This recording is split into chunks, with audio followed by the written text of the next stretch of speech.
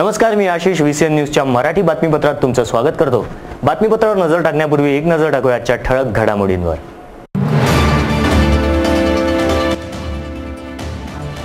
मुख्यमंत्री देवेंद्र फडणवीस यांची खासगी कार्यक्रमाकरता अमरावतीला भेट।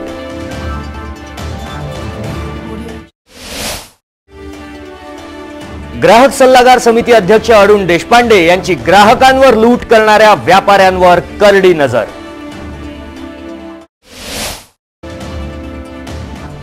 नवसारी परिसरात उघड्यावर शौचास बसणाऱ्यांविरुद्ध कडक कारवाई।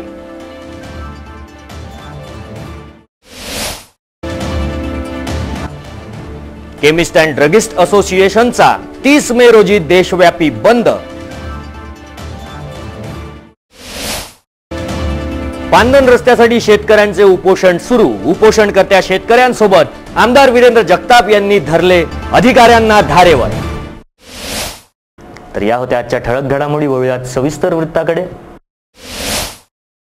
वळूयात पुढच्या बातमीकडे। All India organisation of chemist and druggist असोसिएशननं पुकारलेल्या बंदमध्ये Amravati chemist drugs and association सुद्धा सहभागी होणार आहे। विविध मागण्यांसाठी औषधी विक्रेत्यांचा हा देशव्यापी बंदचं आयोजन करण्यात आलं असून औषधी विक्री बंदमुळे ग्राहकांना मोठ्या त्रासाला सामोरे जावं लागणार आहे।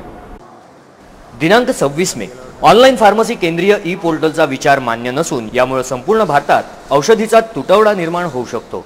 हा केमिस्ट विक्रेत्यांवर एक प्रकारे अन्यायच आहे। हा अन्याय स्वीकार नसल्याचे भारतातील संपूर्ण औषधी विक्रेत्यांनी आपल्या मागणीसाठी देशव्यापी बंदचं आयोजन दिनांक 30 मे पासून केलं आहे। All India organisation of chemist and druggist association यांच्या वतीनं पुकारण्यात आलेल्या दिनांक 30 मे रोजीच्या देशव्यापी बंदमध्ये अमरावती केमिस्ट अँड ड्रगिस्ट असोसिएशनने आपला सहभाग नोंदवला आहे। आपकी असुविधा के लिए हमें खेद है, लेकिन कुछ ऐसी चीज़ें थी जिसकी वजह से हमें ऑल इंडिया बंद जो AIOCD हमारी जो पेरेंट संस्था है भारत की, उसकी वजह से हमको जो गाइडलाइंस मिली, हमने 30 मई को भारत के सभी जो केमिस्ट है वो बंद के अंदर में शामिल होने वाले हैं। इसके अंदर में सबसे पहला जो विषय था वो था ऑनलाइन फार्मेसी, जो कि काफ़ी दिनों से प्रलंबित है और सरकार इसको लाने जा रही है। ऑनलाइन फार्मेसी का सबसे बड़ा जो नुकसान जो होने वाला है कि जो दवाएं डॉक्टर के मार्फत लोकल केमिस्ट के मार्फत जानी चाहिए थी, जिसके अंदर में कि हैबिट फॉर्मिंग मेडिसिन, नार्कोटिक्स, जो कि प्रॉपर तरीके से जो जानी चाहिए वो न जाते हुए ऑनलाइन फार्मेसी में कोई भी किसी भी टाइप की दवा बुला सकता और कंज्यूम कर सकता, तो ये लोगों की स्वास्थ्य के साथ में खिलवाड़ होने वाला है। इसके लिए ऑनलाइन फार्मेसी के विरोध में हम लोग ये बंद रखने जा रहे हैं।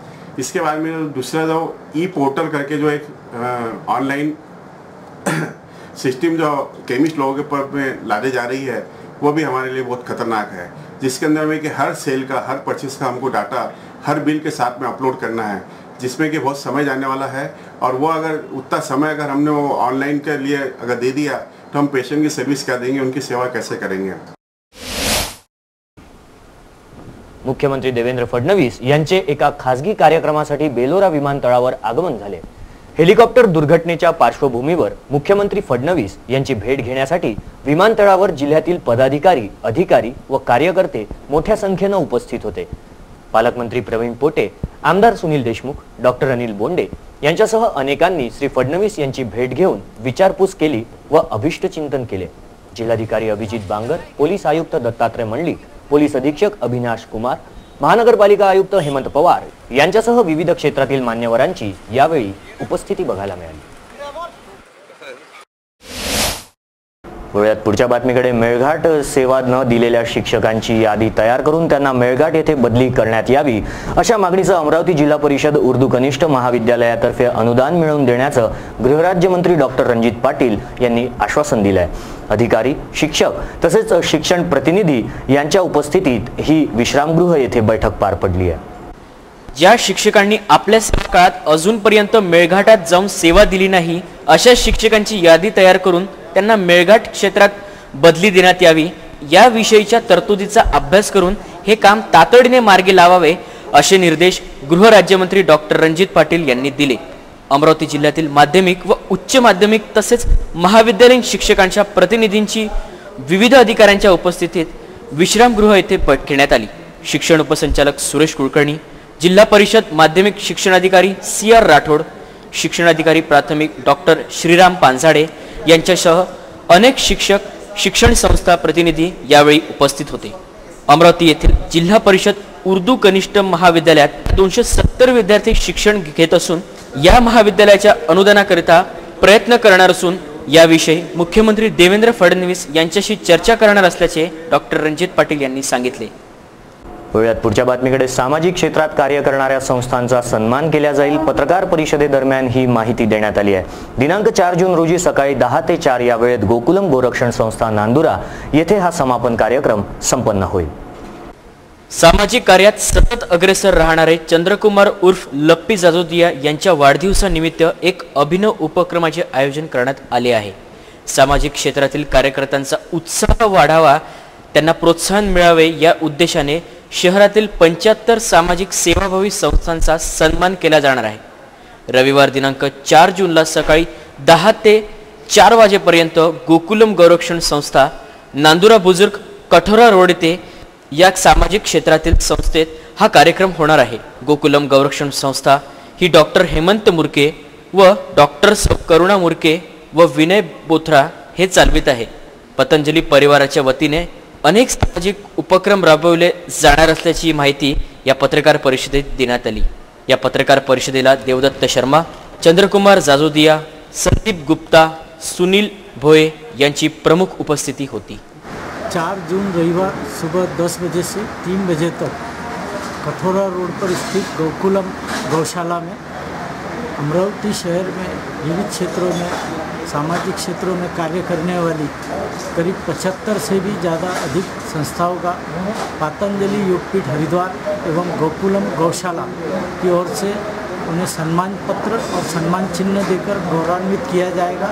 उनके कार्य की सराहना की जाएगी और उनके उत्साह में वर्धन किया जाएगा। इस अवसर पर विशेष रूप से पतंजलि के महाराष्ट्र के प्रभारी विष्णुजी भूतड़ा उपस्थित रहेंगे।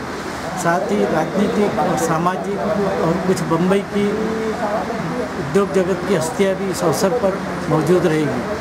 मैं आप सभी से निवेदन करूंगा कि अमरावती शहर में होने वाले विभिन्न सांस्कृतिक एवं अच्छे कार्यों को करने वाली सामाजिक संस्थाओं का कोई अंधे लोगों के लिए कार्य कर रहा है, कोई मुख्य लोगों के लिए, कोई बहरे लोगों के लिए, कोई HIV पेशेंट के लिए, कोई बुजुर्गों के लिए, कोई महिलाओं के लिए, ऐसे विविध क्षेत्रों में हम सोच नहीं सकते इतने सुंदर सुंदर बढ़िया बढ़िया अच्छे अच्छे काम अमरावती शहर में सेवा के, कोई रक्तदान के क्षेत्र में कर रहा है, कोई गरीब रुग्णों के लिए कर रहा है, कोई संस्कृति की रक्षा के लिए कर रहा है, कोई गौरक्षा के लिए कर रहा है। ऐसे हजारों क्षेत्र में काम हो रहा है। हमने कोशिश की है कि ज़्यादा से ज़्यादा संस्थाओं का यहाँ पर सम्मान किया जा सके, फिर भी समय अभाव से कुछ संस्थाओं के नाम हमारे कहने आ नहीं सके। मैं निवेदन करूँगा कि जिन संस्थाओं के नाम नहीं आए हैं वो अपने नाम यथाशीघ्र हमें दे देवे, उनका भी वहाँ पर स्वागत सत्कार सम्मान किया जाएगा।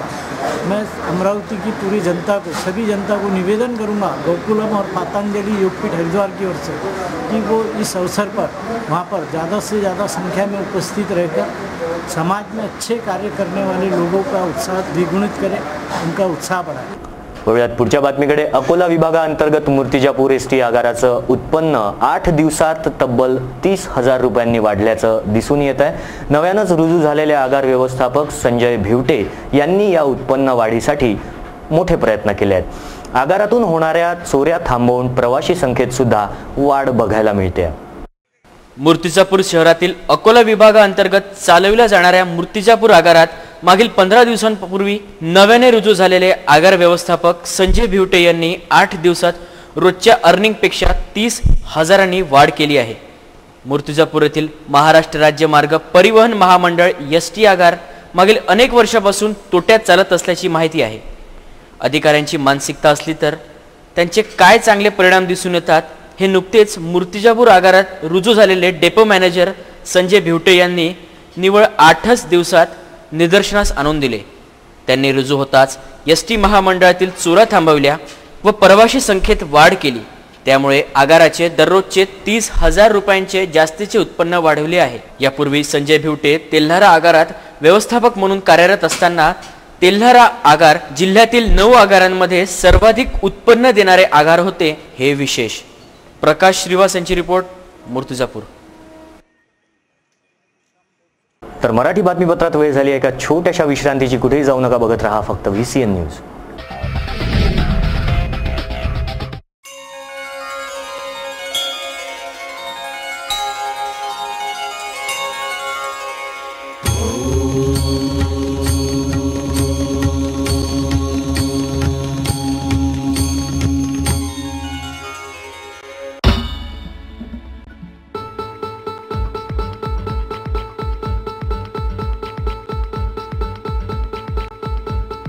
घरची शान घरचा मान घराकडे तिचे सर्व ध्यान. कोण आहे ती अहो हो कोण आहे ती गृहलक्ष्मी गृहलक्ष्मी.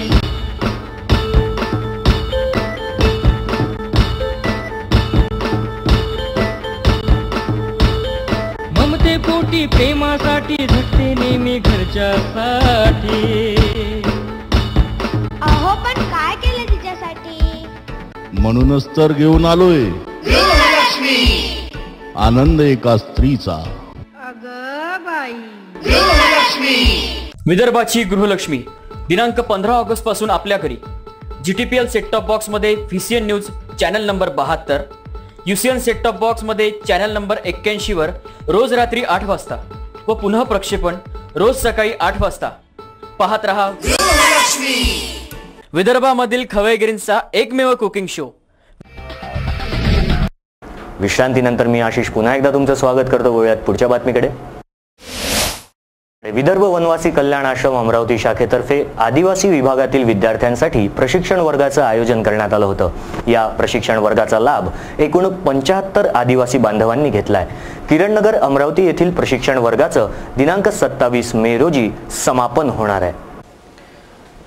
विदर्भ वनवासी कल्याण आश्रम नागपूर यांच्या वतीने दिनांक 25 ते 27 मे दरम्यान आदिवासी विभागातील विद्यार्थ्यांसाठी प्रशिक्षण वर्गाचे आयोजन करण्यात आले. प्रशिक्षण वर्गात 50 विद्यार्थी तसेच 25 विद्यार्थिनी असे एकूण 75 आदिवासी बांधवांनी या प्रशिक्षण वर्गाचा लाभ घेतला. दिनांक 26 मे रोजी संध्याकाळी 6 वाजता सांस्कृतिक कार्यक्रम, संध्याकाळी 7:45 मातृभोजन असे कार्यक्रम यावेळी संपन्न झाले. अमरावती, अकोला, बुलढाणा, अचलपूर, मेळघाट अशा 4 जिल्ह्यातील प्रशिक्षणार्थींनी यात सहभाग नोंदवला. नरसम्मा हिरय्या ट्रस्ट द्वारा संचालित कला, वाणिज्य व विज्ञान महाविद्यालय किरणनगर येथे प्रशिक्षण वर्गाचे आयोजन करण्यात आले. आयोजित प्रशिक्षण वर्गाचा लाभ घेण्याचे अमरावती नगरचे अध्यक्ष नरेंद्र केसरिया, लोकनाथ तांडील, सौ सुषमा पाठक, हिमांशु वेद यांनी केले आहे. वनवासी कल्याण आश्रम की तरफ से 22 मई से लेकर 27 मई तक के 4 जिलों का एक परिचय वर्ग हमने अमरावती में आयोजित किया है. नरसम्मा हिरय्या ट्रस्ट शैक्षणिक संस्था अकोला, बुल्ढाना और अमरावती और मेलघाट से करीबन 75 बच्चे, उसमें 25 लड़के और 50 लड़के हैं. उसमें व्यक्तिगत विकास, गांव का अच्छा संगठन बनाना, चिकित्सा केंद्र, वसति गृह, ऐसे अनेक प्रोजेक्ट जिसमें खेलकूद है और उसके डेवलपमेंट है, वो दृष्टि से हमने ये परिचय वर्ग लिया है. इस दृष्टि से आप हमारे अमरावती के जो अनेक संगठन हैं, सामाजिक संगठन हैं, उन्होंने मदद की है. और स्पेशली सामाजिक तौर पे किसी भी शासकीय मदद न लेते हुए केवल समाज ने दी हुई जो मदद है उसके ऊपर में संगठन चलता है और उसके खर्चे के ऊपर में संगठन चलता है. आदिवासी क्षेत्र से अनेक बच्चे, बुल्ढाना से, कुछ अचलपुर मेलघाट से, कुछ अकोला से और कुछ अमरावती जिले के कुछ बच्चे, ऐसे कुल 75 बच्चे आज यहाँ नरसम्मा कॉलेज में एक स्वास्थ्य प्रशिक्षण, सेवा प्रशिक्षण, राष्ट्रभक्ति क्या होती है उस दृष्टि से यहाँ पर उन्हें प्रशिक्षण निवासी विद्यालय की ओर से वनवासी विद्यालय की ओर से दिया जा रहा है.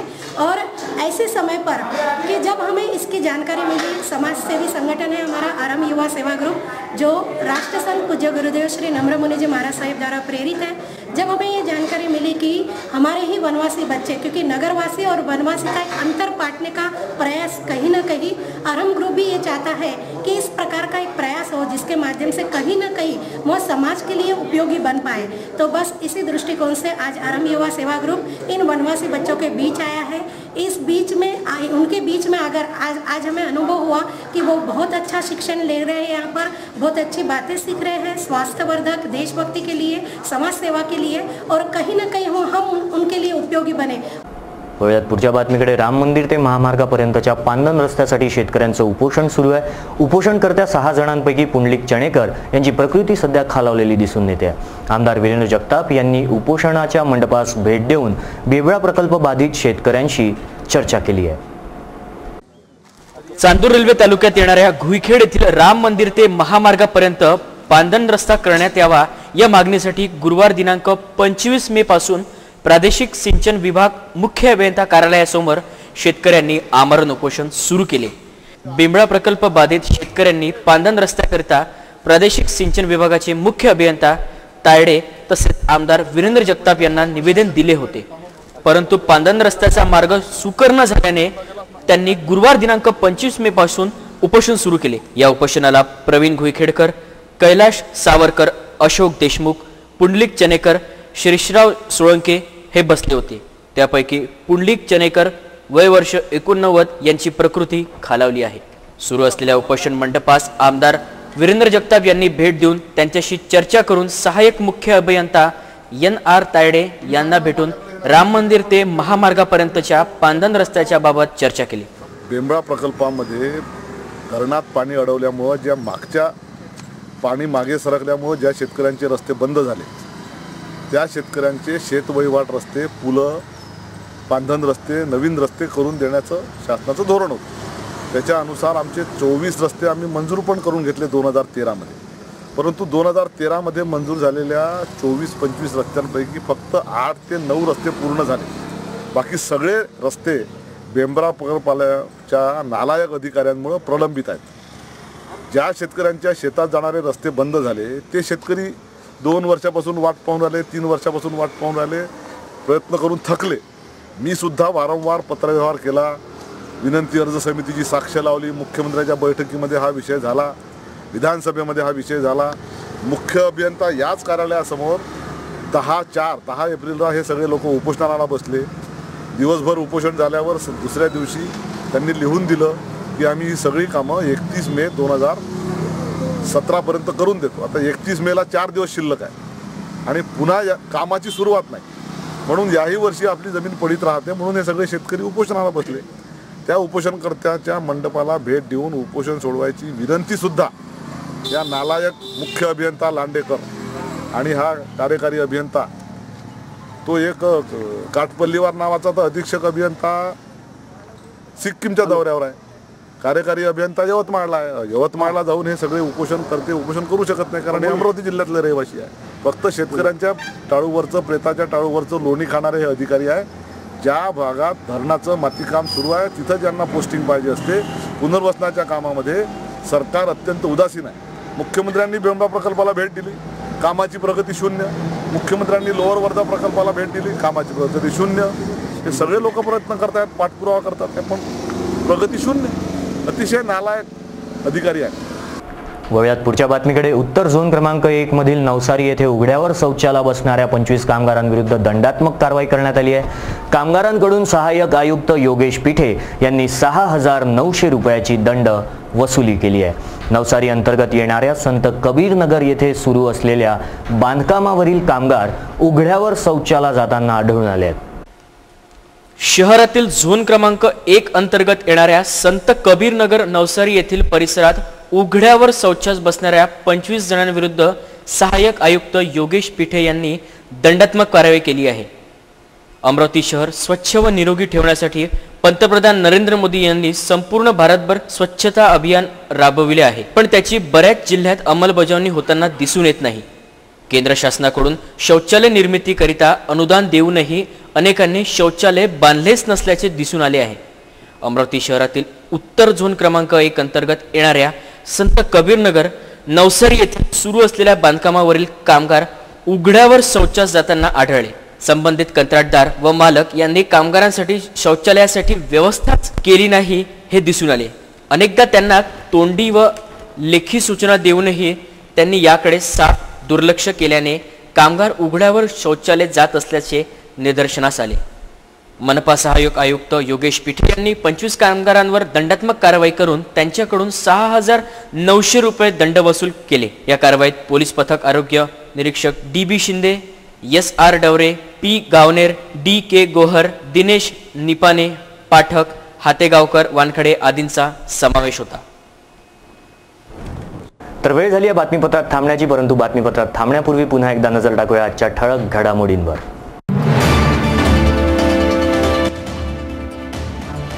मुख्यमंत्री देवेंद्र फडणवीस यांची खासगी कार्यक्रमाकरता अमरावतीला भेट।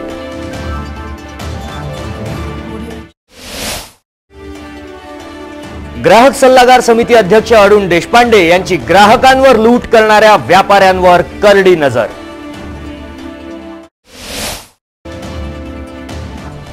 नवसारी परिसरात उघड्यावर शौचास बसणाऱ्यांविरुद्ध कडक कारवाई।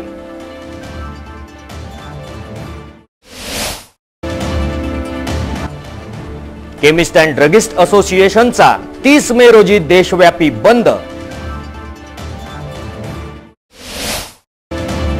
पांदन रस्त्यासाठी शेतकऱ्यांचे उपोषण सुरू। उपोषणकर्त्या शेतकऱ्यांसोबत आमदार वीरेंद्र जगताप यांनी धरले अधिकाऱ्यांना धारेवर।